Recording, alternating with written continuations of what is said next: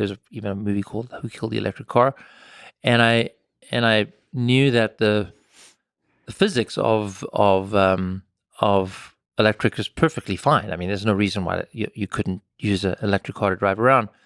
What resonated with me with the business plan was take an electric motor, which is really a high performance motor, and put it in a sports car and sell it at a high price as a way to enter into the market. Whereas what others had been doing, or at least General Motors had done, is you put it into a really crummy car and you sell it as a commuter vehicle that doesn't really work that well and looks ugly as well. Like they really did everything they could to make that thing as ugly as sin. And then I was like, oh, okay, I get it. We're going to take an appropriate technology and put it in an appropriate car, so that when you have, because electric motors they have constant torque, you get incredible power.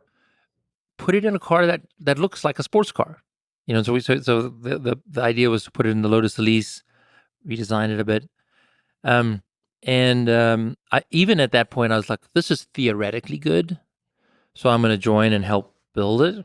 But I was not convinced that it would work because General Motors had done such a terrible job of making everyone think that these things are terrible.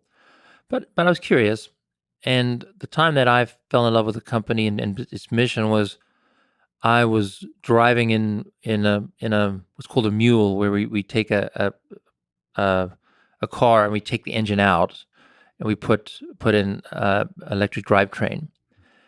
And I drove it. Even the dashboards, there's no dashboard. It's just like you got a steering wheel, and it's just like wires and everything around. And I remember there's a street we were on in the Bay Area called Bing Street, and I was just like, no traffic. So I'm just gonna drive this. I'm gonna floor it, see what happens. And it was a feeling I'd never experienced before. So it's not, gasoline cars have an inertia to them, so you go. Yeah. This is just, it was like being shot out of a cannon. And I was, okay, this is going to be real. It's a very spaceship-like feeling. Yeah, it's like, whoa. It's like the G-force pulls you back. Yeah. So I was like, okay, this is going to be great. This is going to be an interesting. We're going to create something interesting here.